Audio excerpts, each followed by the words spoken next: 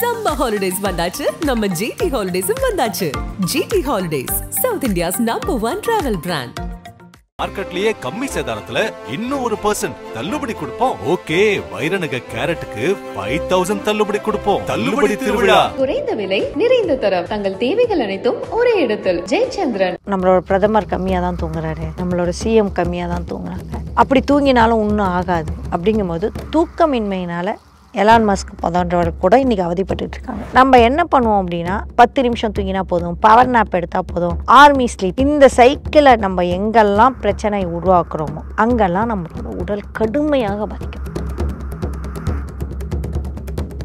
எப்போதுமே உடல் வந்து ஒரு அற்புதமான மிஷின். உடலுக்கான மனதுக்கான அத்தனை தீர்வுகளும் நம்ம உடல்லையே மனதிலேயே இருக்குது. இதை வந்து நான் சொல்லலை, ஸ்டீவ் ஜாப் சொன்னார். ஸ்டீவ் ஜாப் எப்போ சொன்னார்? எல்லா தூக்கமும் போய் அவரோட உடல் எல்லாம் மோசமாக போய் அப்படி இப்போ ஸ்லீப் பெட் வேற, இந்த பெட்டில் படுத்தே தூக்கம் வரும், அந்த பெட்டில் எந்த பெட்டில் படுத்தாலும் தூக்கம் வராது. பெட்டை விட்டு ஏஞ்சாதான் தூக்கம் வரும். நீங்கள் எந்த விளம்பரம்லாம் பாருங்கள், ஒரு ஹேர்லாம் வச்சு பார்த்துட்டு நீங்கள் ஐன்ஸ்டீன் ஆகுமா இதை குடிங்க, நீங்கள் ஐன்ஸ்டீன் ஆகுமா இதை சாப்பிடுங்க, ஐன்ஸ்டீன் ஆகுமா அதை சாப்பிடுங்கிறாங்க. உண்மையை சொன்னால் நீங்கள் ஐன்ஸ்டீன் ஆகுமா 10 மணி நேரம் தூங்குங்க. தூங்காதே தம்பி தூங்காதேன்னு இனிமேல் பாடாங்க. தூங்குங்க தம்பி தூங்குங்க, நல்லா தூங்குங்க, மொபைலை தூக்கி அண்ணாண்டா வச்சுட்டு தூங்குங்க. நக்கிர நேயர்களுக்கு வணக்கம். நான் ராம்குமார். இது உணவும் உணர்வும். இன்னைக்கு நம்மளோட நிகழ்ச்சியில உணவு மற்றும் உளவியல் நிபுணர் கிருத்திகா தரன் அவர்கள் தான் ஜாயின் பண்ணியிருக்காங்க. மேம் வணக்கம். வணக்கம். எப்படி இருக்கீங்க மேம்? சூப்பரா இருக்கேன். உங்களுக்கும் நக்கிர நேயர்களையும் நான் சந்திக்க இன்னுமே சூப்பராக ஆயிட்டு இருக்கேங்கிறது தான் ஒரு சந்தோஷமான விஷயம். எங்களுக்கும் அதே சந்தோஷம் தான். ஏன்னா நம்ம பேசக்கூடிய தலைப்பு பல மக்களுக்கு பயனுள்ளதா இருக்கு. அதாவது சிலர் நினைச்சிட்டு இருக்காங்க உடல் சார்ந்து ஏற்படக்கூடிய பிரச்சனைகளுக்கு மருத்துவம் தான் தீர்வு அப்படின்னு. ஆனா அதுக்கு முக்கியமான தீர்வு நம்மளுடைய உணவு ரீதியிலான மாற்றங்கள், மன ரீதியிலான ஏற்படக்கூடிய மாற்றங்களுடைய தீர்வுமே அந்த ரொம்ப முக்கியமான ஒரு விஷயமா இருக்கு. அந்த வகையில இன்னைக்கு ஒரு முக்கியமான டாபிக் தூக்கம் அப்படிங்கிறது. ஆக்சுவலி நான் இந்த ஸ்லீப் பற்றி ஒரு சர்டிஃபிகேட் கோர்ஸ் பண்ணேன். ஓகே. எப்போ பண்ணினேன் அப்படின்னா, எனக்கு தூக்கம் அப்படிங்கிறது எப்போ வந்ததுன்னா, என்னோட கிளைண்ட்ஸ் வந்து திடீர்னு வெயிட் லாஸ் ஆகுது நிப்பாட்டிட்டாங்க. ஓகே. என்னடா அது, வராங்க வெயிட் லாஸ் ஆகலை, வராங்க வெயிட் லாஸ் ஆகலைன்னா அப்போ தான் கோவிட் எல்லாமே நாங்கள் ஆன்லைனுக்கு மாறிட்டோம், கடையெல்லாம் இழுத்து பூட்டியாச்சு. நான் எப்போ வந்து நான் இதுக்கு போகிறேனோ, என்னோடய ஷாப் போனேனோ அன்றைக்கெலாம் வந்து மறுநாள் கோவிட் ஜாஸ்தி ஆகிடும், கிட்டத்தட்ட வாடகை போயிடும்னு சொல்லிட்டு நாங்கள் அப்போ தான் ஜூம்லாம் வர ஆரம்பிச்சிது. ஜூம் யூஸ் பண்ணோம், எல்லாட்டையும் பேசுகிறேன், ஜூமில் பேசுகிறேன், எல்லாம் பேசுகிறேன். யாரை கேட்டாலும் வெயிட் லாஸ் ஆகலை அப்படின்னாலும் சரி, இது அண்டர்ஸ்டாண்டபிள். கோவிட் அப்போ நம்ம எல்லாருமே வெயிட் போட்டோம். என் பையன் இப்படி இருப்பான், அவனே இவ்வளோ குண்டாக தான் வந்தான். உள்ளினா உள்ளி அப்படியே எலும்பு கூடு மாதிரி இருக்கிற பையனையே கோவிட் குண்டாயிடுச்சு. நம்ம குண்டாக இருக்கவங்களை எவ்வளோ குண்டாக்கியிருக்கோம். அப்படிங்கிறப்ப தூக்கமே இல்லை அப்படின்னாங்க.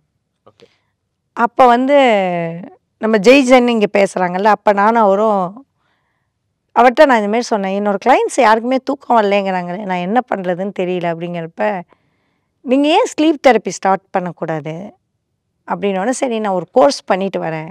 ஆல்ரெடி எனக்கு வந்து நான் சைக்காலஜியில் வந்து எங்களுக்கு என்னோடய ஸ்லீப் தெரப்பிஸ்ட் நண்பர்கள் வந்து என்னோடய கிளாஸ்மேட்ஸாக இருந்தாங்க. அப்போயே எனக்கு வந்து நான் வந்து ஸ்லீப் தெரப்பி நான் இதுமாரி ஹிமாலயாலாம் போய் படித்தேன். அப்படிங்கும்போது அதை பற்றி நிறைய விவாதிப்போம். அதில் ஓரளவுக்கு நாலேஜ் இருந்தது. அறிவியல் ரீதியாகவும் போய் கற்றுக்கலாம்னு சொல்லிட்டு ஒரு சர்டிஃபிகேட் கோர்ஸ் பண்ணும்போது நிறைய அறிவியல் ரீதியாக கற்றுக்கிட்டேன். கடைசியில் ஒரு முடிவுக்கு வந்தது, அதை நான் பற்றி சொல்கிறேன். அப்புறமா நெமுரு அப்படின்னு சொல்லிட்டு, ஜப்பானில் வந்து நெமுரு அப்படின்னா தூக்கம் சம்மந்தப்பட்டது. அது நெமுருன்னு பேர் வச்சு ஒரு ஒரு 16 நாள் கோர்ஸ். ஐ ஹோப் இந்தியாவில் வந்து நம்ம தான் அதுக்கு ஒரு ஆன்லைனில் தூக்கத்துக்கான ஒரு கோர்ஸ் அப்படிங்கிறது வந்து ஆரம்பிக்கும்போது ஒரு பயணின்னு வச்சுக்கலாம். ஒரு 3-4 வருஷத்துக்கு முன்னாடி இந்த அளவுக்கு ஸ்லீப் பற்றியோ சர்க்காடியன் ரிதம் பற்றியோ கோவிட் 2021 அந்த சமயத்தில் பேசுகிறவங்க ரொம்ப ரொம்ப ரேர். அப்போ அந்த இது பண்ணும்பொழுது நானும் ஜெய்சன்ஸானும் சேர்ந்து தான் பண்ணோம். அது அவர் ஒரு சில செஷன் எடுப்பாங்க, நான் உணவு ரீதியாக உணவு இந்த உள்ளம் ரீதியாக பேசுவேன். அவர் வந்து 2-3 செஷன் வந்து ரொம்ப இம்பார்ட்டன்ட் செஷன்லாம் எடுக்கும்பொழுது நிறைய பேர் தூங்க ஆரம்பிச்சிட்டேன். அதில் வந்து நான் ஒரு கதை 2 கதையெல்லாம் சொல்ல முடியாது. எங்கிட்ட வந்து நூற்றுக்கணக்கான கதைகள் வந்து தூக்கத்துக்கான கதைகள் இருக்குது. தூக்கத்துக்காக டயபெட்டிக் வந்தவங்க, தூக்கம் இல்லாமல் டயபெட்டிக் வந்தவங்க, கிட்டத்தட்ட 20 வருஷம் தூக்க மாத்திரை சாப்பிட்டவங்க, அப்படிலாம் இருக்காங்க. அவங்கள பற்றி நம்ம ஆக்சுவலி தூக்கம்னே நான் 2-3 எபிசோட் பேசலாம். இதில் முக்கியமாக ஒரு புகழ்பெற்ற மருத்துவர். அந்த மருத்துவர் எப்படின்னா பீடியாட்ரிஷியன், ரொம்ப ரொம்ப புகழ்பெற்றவர் தான் அவர். சவுத் தமிழ்நாடுன்னு வச்சுக்கலாம், அந்த அந்த சைடில் இருக்கிறவர். அவருக்கு 70 வயசு கிட்டத்தட்ட இருக்கும் எனக்கு தெரிஞ்சு. என்னோட நண்பர் நீங்கள் அவரை மீட் பண்ணோம், நீங்கள் எங்கள் ஊருக்கு வரப்போ எனக்கு சொல்லுங்கன்னப்ப, அவ்வளோ பெரிய மருத்துவர் என்ன, ஏன்னா புகழ்பெற்ற செலிப்ரிட்டிஸ்டோலாம் அவர் தொடர்பு உள்ளவர். அப்படிப்பட்டவர் என்ன கூப்பிட்றாரு அப்படின்னு பார்க்கும்பொழுது போனேன்.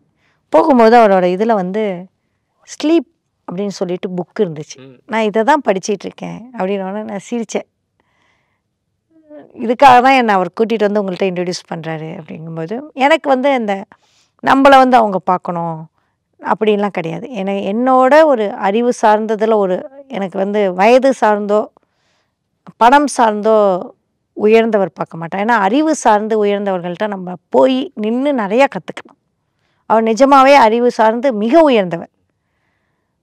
அவர் நம்மளை அப்ரோச் பண்ணுறாரு அப்படின்னா ரொம்ப இம்பார்ட்டன்ட் விஷயம் இருக்கும் அப்படின்னு சொல்லிட்டு நானே டாக்டரை பார்க்குறேன் அப்படின்னு சொல்லிட்டு போனேன்.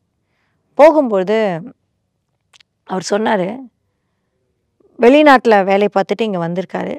வெளிநாட்டிலையும் உங்களுக்கு தெரியும் மருத்துவர்களோட வேலை எப்படின்னு தெரியும், அவ்வளோ கஷ்டம். அதுக்கப்புறம் இந்தியாவில் வந்தால் குழந்தை பொதுவாக எத்தனை மணிக்கு பிறக்கும்? இரவு நேரங்களில் அதிகமாக பிறக்கும். பகல்லையும் இரவுலையும் குழந்தை பேரை பார்த்து பார்த்து பார்த்து பார்த்து இவரோட ஹெல்த்து போயிடுச்சு. இவருக்கு தூக்கம்னா நிம்மதியாக ஒரு 8 மணி நேரம் நம்மளெல்லாம் தூங்குவோம்ல, ராத்திரி படுத்து காலைல அந்தமாரி தூக்கம் அவர் வாழ்க்கையில் தூங்கினதே இல்லை. நம்ம ஈஸியாக மருத்துவர்களை ப்ளேம் பண்ணுறோம், அவங்கள திட்டுறோம், கோச்சிக்கிறோம். அவங்களோட மருத்துவர்களோட பர்சனல் வாழ்க்கை பார்த்திங்கன்னா நிறைய மருத்துவர்கள் அவங்க குழந்தைகளோட மனைவியோட பர்சனலாக சந்தோஷமாக இருக்கிறத நீங்கள் பார்க்கவே முடியாது.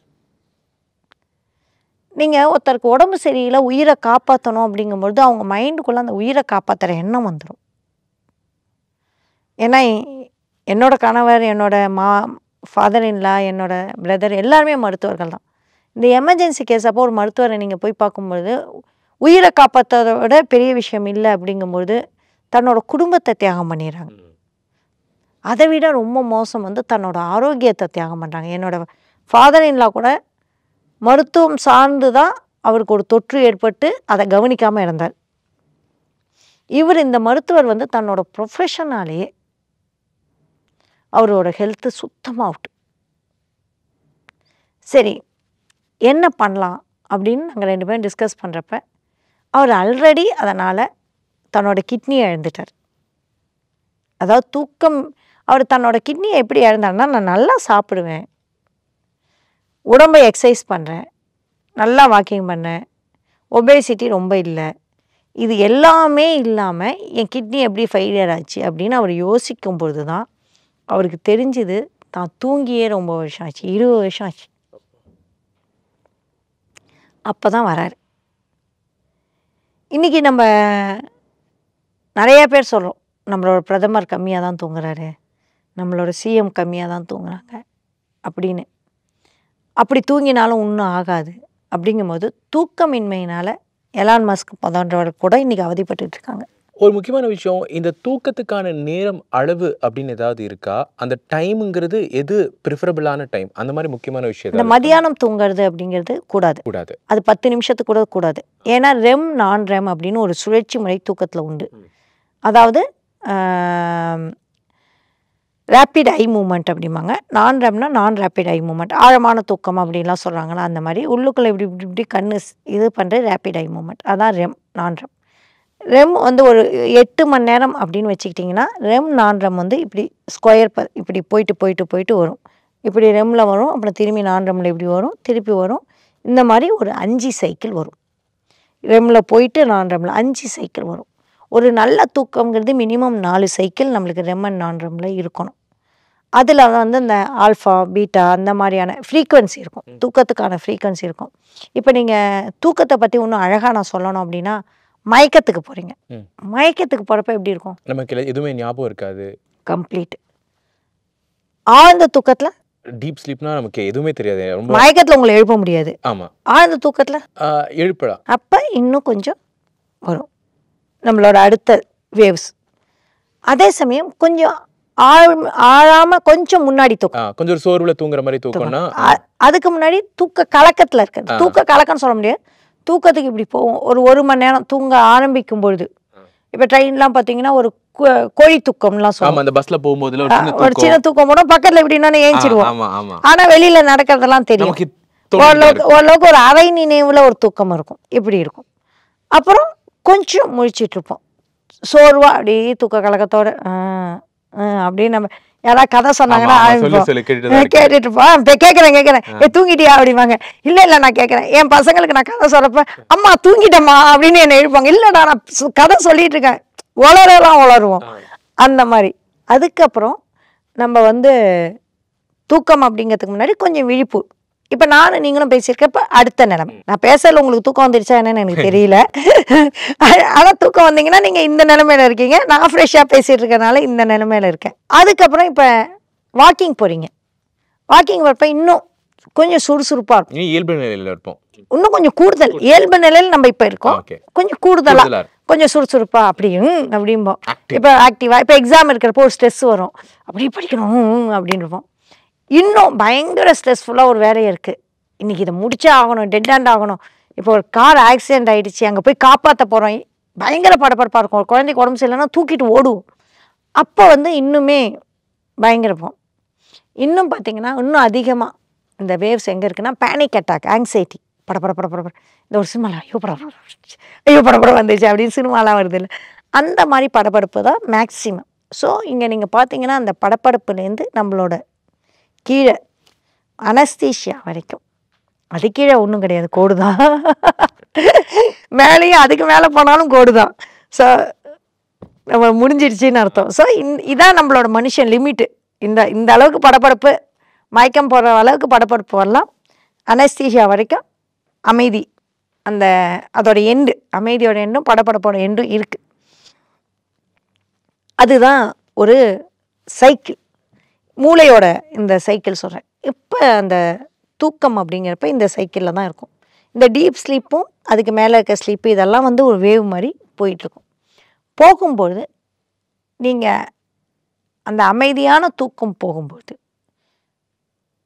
ரெம் நான் ரெம் அந்த சைக்கிளில் கண்டிப்பாக 4 சைக்கிள் வந்தே ஆகணும்.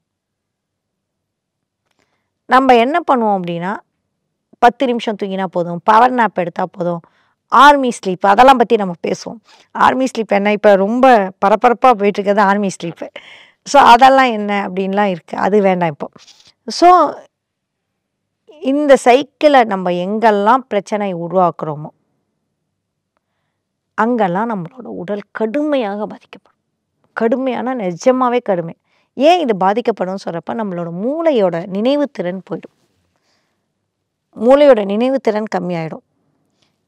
அப்புறம் அல்சைமர் போன்ற நோய்கள் வந்து மெமரி சம்மந்தப்பட்ட நோய்கள் நிறையா வரதுக்கான காரணம் நம்ம தூக்கமின்மை தான். இந்த டாக்டருக்கு வந்து மொபைல் பார்க்குற பழக்கம் கிடையாது. மொபைல்னால இப்போ மொபைலை வந்து சர்க்காரியம் நிதம் பற்றி நம்ம ஆல்ரெடி நிறைய நலமில் பேசியிருக்கோம். மொபைலை கிட்டக்க வச்சு அது சூரியன் மாதிரி கண்ணுக்குள்ளே வச்சு சர்க்காரியம் நிதம் வந்து அஃபெக்ட் ஆகுது, அதனால் ஸ்லீப் டிஸார்டர் வருது. இவரை பொறுத்த வரைக்கும் நைட்டு முழிச்சு ஒரு வேலையினால் உடல் கெட்டு போச்சு. நைட்டு முழிச்சு பகலில் வந்து இப்போ நர்ஸெல்லாம் நைட் டியூட்டி பார்ப்பாங்க, பகலில் கொஞ்சம் இருட்டு அறையில் தூங்கி அவங்களோட செட்டப்பை மாற்றுவாங்க. ஆனால் இவருக்கு அப்படி கிடையாது, பகல்லையும் வேலை நைட்லேயும் வேலை, பகல்லையும் வேலை நைட்லேயும் வேலை அப்படிங்கிறதுனால இப்படி ஆச்சு. ஸோ இந்த சைக்கிள் சுத்தமாக தூக்கி போட்டாச்சு. இந்த சைக்கிள் எதுவுமே இல்லை, ஆல்ஃபா கிடையாது, பீட்டா காமா ஒன்றும் கிடையாது. அப்படிங்கும்போது அதோட மூளைக்கான தன்னைத்தானே எப்போதுமே உடல் வந்து ஒரு அற்புதமான மிஷின். உடலுக்கான மனதுக்கான அத்தனை தீர்வுகளும் நம்ம உடல்லையே மனதிலேயே இருக்குது. ஆனால் அந்த தீர்வை இதை வந்து நான் சொல்லலை, ஸ்டீவ் ஜாப்ஸ் சொன்னார். ஸ்டீவ் ஜாப் எப்போ சொன்னார்? எல்லா தூக்கமும் போய் அவரோட உடல் எல்லாம் மோசமாக போய் தேவையில்லாமல் ஃப்ரூட் டயட்டை எடுத்து அதிகமாக கேரட் ஜூஸை குடிச்சு உடல் தெம்பு இன்னும் இல்லாமல் தனக்கு தேவையான ப்ரோட்டீனை, செல்லை ரிப்பேர் பண்ண ப்ரோட்டீன் வேணும், ப்ரோட்டீனும் இல்லாமல் தன்னோட உடம்பு தன்னைத்தானே செல்லை ரிப்பேர் பண்ணால் தூக்கம் அவசியம். நான் பெரிய சக்ஸஸ் ஆகும் மாதிரி நீ ஸ்டீவ் ஜாப் எவ்வளோ சக்ஸஸ் ஆகி என்ன பிரயோஜனம்? 3G வந்தப்போ பேன்கிரியாட்டிக் கேன்சர், ஆப்பிள் 3G வருது, இன்னைக்கு எத்தனாவது ஜி யூஸ் பண்ணுறோம்? இப்போ 14, 15 நிறைய போயிட்டு இருக்கு மேம். 17 Pro வரைக்கும் 15 Pro வரைக்கும் போயிட்டு இருக்கு. 16 Pro வந்துருச்சுன்னு நினைக்கிறேன். 16 Pro. ஸோ என்றும் 16 மார்க்கெண்டேயன் வயசுக்கு ஆப்பிளுக்கு இருக்குது, ஆனால் அவர் இல்லை. ஏன் அப்படின்னா ரொம்ப ஈஸியாக எளிதாக சக்ஸஸ் பின்னாடி போயிட்டு இவங்க எல்லாமே ஒர்க் பேஸ்டு இஷ்யூஸ். இவங்களுக்கெல்லாம் இவங்க என்னென்னா தன்னோட வாழ்க்கை வந்து தன்னோட வெற்றியை சார்ந்து இருக்குது. இந்த மருத்துவர் வந்து அதெல்லாம் பெருசாக பார்க்குற ஆள் இல்லை. நான் பார்க்கும்பொழுது ரொம்ப கூலான மருத்துவராக மாறிட்டார். சொன்னார், நான் இப்போ என்னை பார்க்குறமே நீ நினச்சிக்காத, நான் ஒரு காலத்தில் வந்து நான் இல்லாட்டி பேஷண்ட்லாம் செத்துடுவாங்கன்னு நினச்சிட்டு இருந்தேன். அப்படி இல்லை, நான் இன்றைக்கி இருக்கிறதோட ஒரு 10 வருஷம் கூட இருந்தீங்கன்னா இன்றைக்கி ஸ்டீவ் ஜாப்ஸ் இருந்தால் ஆப்பிளில் இன்னுமே ஆப்பிள் மாறவே இல்லை பாருங்கள். ஸ்டீவ் ஜாப்ஸ் அப்போ என்ன பெருசாக ஆப்பிளில் மாறி இருக்குது? இதே ஸ்டீவ் ஜாப் ஆப்பிள் இப்போ விட்டுருப்பாரா? இன்றைக்கி டீப்சிக் காலத்தில் ஆப்பிள் எங்கேயோ போயிருக்கும். அவர்னால இந்த உலகத்துக்கும் இழப்பு. இன்றைக்கி நம்ம டீப்சிக்கை யூஸ் பண்ணுறதா இல்லையா, சைனாக்கு வந்து நம்மளோட ப்ரைவேட் மெசேஜஸ் கொடுக்குறதா இல்லையான்னு கன்ஃபியூஷனில் உட்காந்துருக்கோம். ஸ்டீவ் ஜாப்ஸ் அதை விட்டுருக்கவே மாட்டார் நம்மளுக்கு. ஸோ இப்போ உலகத்துக்கும் இழப்பு. அவரோட 3Gயோட ஆப்பிளோட இன்வென்ஷன் ஆல்மோஸ்ட் என்னை பொறுத்த வரைக்கும் நின்றுடுச்சு. ஸோ அவரும் தன்னோட ஆரோக்கியத்தை சரியாக பார்க்கலை. அவர் நல்லதுன்னு நினச்சி என்னென்னமோ பண்ணிட்டார். தனக்கு ஓவர் கான்ஃபிடென்ட். பொதுவாக என்னென்னா இந்த மருத்துவர் அந்த மாதிரி எதுவுமே பண்ணல. நான் மருத்துவர் தான், எனக்கு தெரியாத விஷயம் இல்லை. ஒரு சின்ன குழந்தையே ட்ரீட் பண்ணுவார், பிறந்த குழந்தைய எடுத்து கொடுக்குற ஒரு மருத்துவர், அவ்வளோ பேருக்கு வேக்சினேஷன் போடுற ஒரு மருத்துவர். எனக்கு தெரியாத ஒரு விஷயம் இவங்களுக்கு தெரியலாம். நீங்கள் நம்ப மாட்டீங்க, 16 செஷன் பண்ணேன். அத்தனையும் உட்காந்து பொறுமையாக நோட்ஸ் எடுத்து ஒரு சின்ன குழந்தை எப்படி கற்றுக்குமோ, ஒரு ஸ்கூலில் எல்கேஜி குழந்தை எப்படி கற்றுக்குமோ அந்த மாதிரி எல்லா செஷனையும் அட்டன் பண்ணி மனநலத்தையும் சரி பண்ணி சாப்பாடையும் சரி பண்ணி தன்னோட பிளட் ரிப்போர்ட்டில் ஏதாவது பிரச்சனை இருக்கான்னு அதெல்லாம் ஒரு தெளிவாக இருக்கார். ரொம்ப தெளிவு. அதான் சொன்னேனே, அவ்வளோ படிக்கிறார் புக்கு, அவ்வளோ அறிவு. எனக்கு ஆச்சரியம். அவர்கிட்ட நம்ம கற்றுக்கிற மாதிரி இருக்கும், அவர் நம்மள்கிட்ட கற்றுக்க ரெடியாக இருக்காரு. அதுதான் இங்கே ஸ்டீவ் ஜாப்ஸ் பண்ணாதது இந்த மருத்துவர் பண்ணது. ஒரு மருத்துவரோட உடலை பற்றி நம்மளுக்கு என்ன தெரிஞ்சிடும்?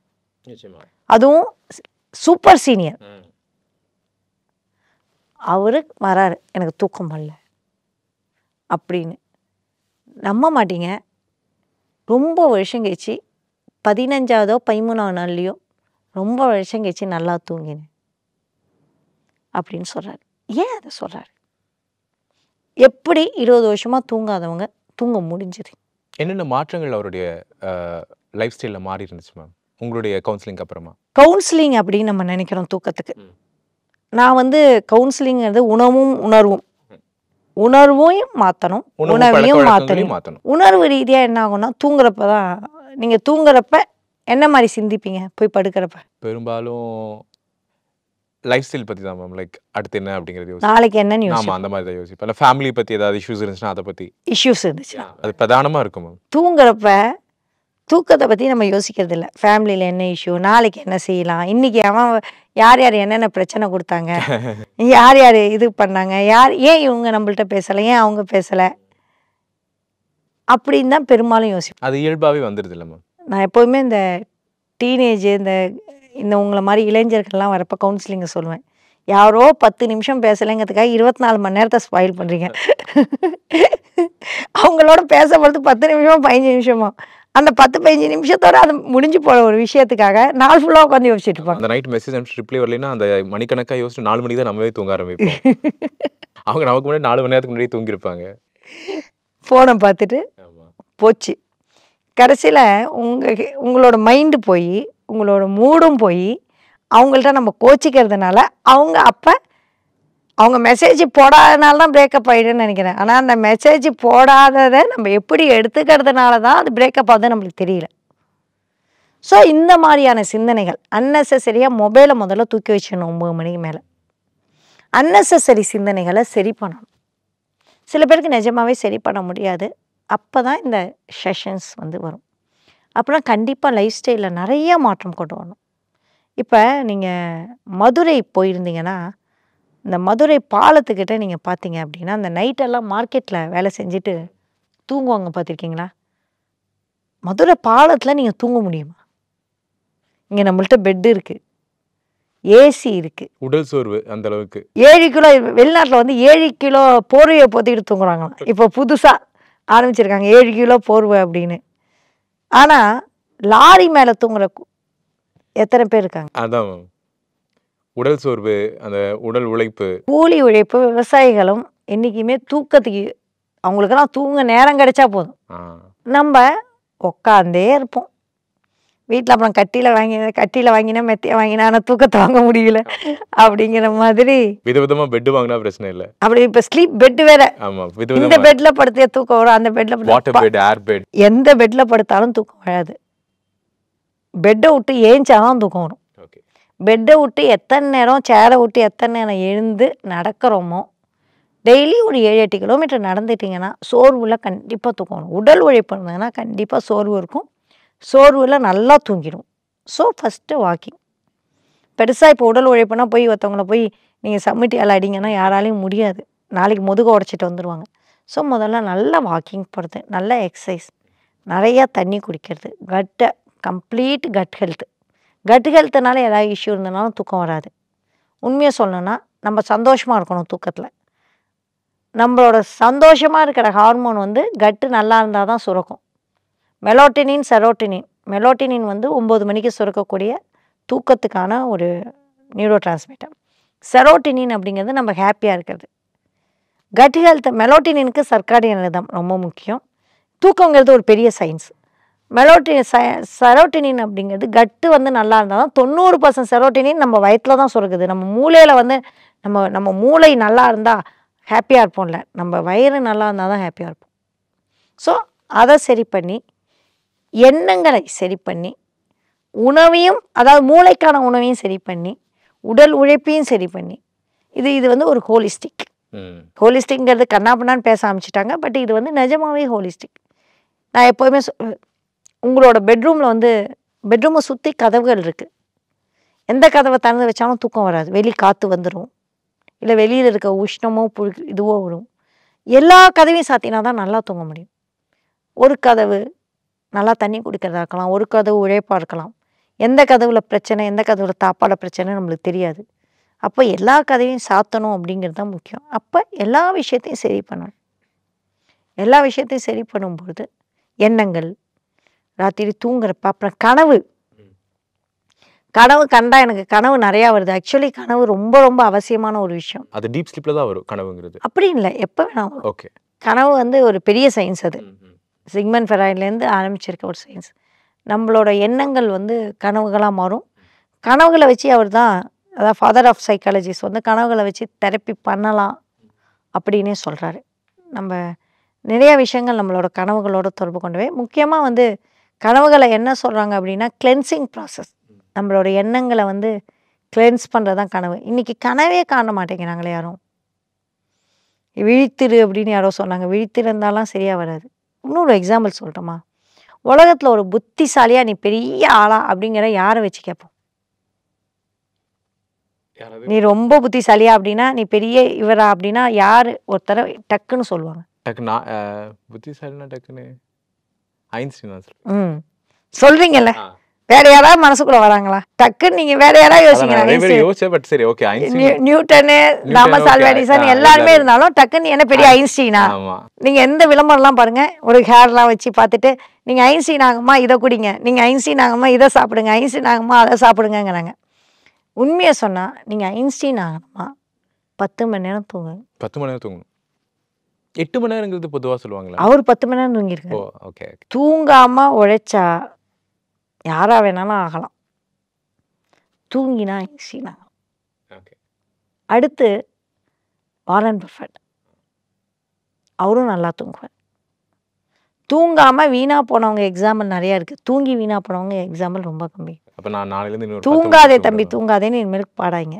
தூங்குங்க தம்பி தூங்குங்க, நல்லா தூங்குங்க, மொபைலை தூக்கி அந்தாண்டா வச்சுட்டு தூங்குங்க. எங்கள் அம்மாட்ட உங்களோட வீடியோ போட்டு காட்டிட்டு 10 மணி நேரம் எனக்கு தூங்க விடுங்க, டிஸ்டர்ப் பண்ணாதுன்னு சொல்கிறேன். கண்டிப்பாக அம்மாவை முதல்ல தூங்க வைங்க. முதல்ல அம்மா தூங்குறாங்களான்னு இந்த அம்மாக்களுடைய தொல்லை என்னன்னா 10 மணிக்கு அப்பதான் ஏதாவது ஒரு சேனல்ல வந்து அந்த நாடகத்துல வந்து அவ தூங்கி இது போயிட்டா வெஞ்ச பிரச்சனைன்னு சொல்லிட்டு பார்த்து பேசிட்டு இருப்பாங்க. அவங்களும் தூங்கணும். ஏன்னா சீரியல் வந்து நம்மளுக்கு சோறு போடாது, தூக்கம் கண்டிப்பாக சோறு போடும். கண்டிப்பாக ஒரு முக்கியமான பிரச்சனை தூக்கம் அப்படிங்கிறது. அதனால் ஏற்படக்கூடிய விளைவுகள் உடல் சார்ந்தும் சரி மன ரீதியாகவும் சரி அது எந்த அளவுக்கு ஒரு பெரிய தாக்கத்தை ஏற்படுத்துது. அது ஹோலிஸ்டிக்காக நீங்கள் சொல்கிற மாதிரி வாழ்வியல் ஏற்படக்கூடிய சின்ன சின்ன மாற்றங்கள், அதாவது உணவு ரீதியாக பழக்க வழக்கங்கள் ரீதியாக அது எவ்வளோ பெரிய தாக்கத்தை ஏற்படுத்தும் அப்படின்னு சொல்லியிருந்தீங்க. கண்டிப்பாக அது பார்த்துருக்கக்கூடிய நிறைய பேருக்கு பயனுள்ளதாக இருக்கும். இனி எல்லாருமே ஐன்ஸ்டீனாக ட்ரை பண்ணுவாங்க, 10 மணி நேரம் நல்லா தூங்குவாங்கன்னு நினைக்கிறேன். தேங்க்யூ ஸோ மச் உங்களுடைய நேரத்துக்காக. தேங்க்யூ. நக்கீரன் டிவிக்கு சப்ஸ்கிரைப் செய்யுங்கள். உங்கள் ஆதரவே எங்கள் பலம். ஆசிரியர்களுக்கு நண்பனாகவும் மாணவர்களுக்கு ஆசானாகவும் திகழும் தேர்வு வழிகாட்டி. ஒவ்வொரு பாடத்திற்கும் அனுபவமிக்க ஆசிரியர்களின் துல்லியமான தெளிவான விடைகள். CNC இருக்கு, தேர்வு பயம் எதற்கு? இது தீரன் பப்ளிஷிங் ஹவுஸ் விற்பனை வெளியீடு.